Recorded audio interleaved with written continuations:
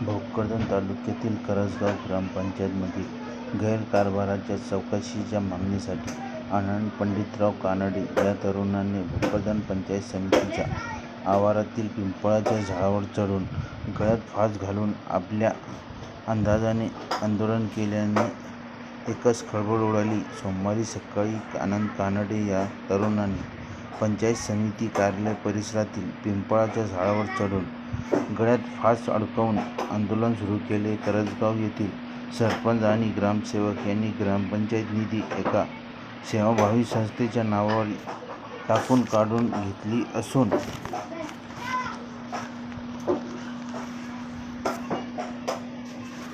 त्या व्यक्तीच्या लाभाच्या कामामध्ये आणि वित्त आयोगाच्या कामामध्ये गैरव्यवहार केला असल्याचा आरोप कानडे यांनी केला आहे.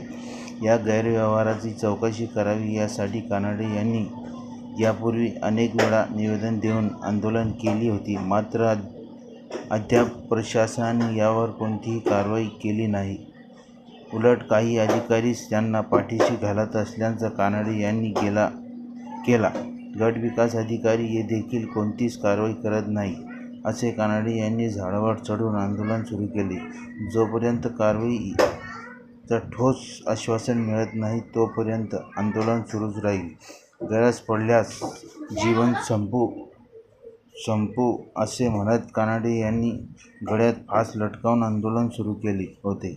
अखेर प्रशासनाकडून लेखी आश्वासन मिळाल्यानंतर आनंद कानडे यांनी आपले आंदोलन मागे घेतले.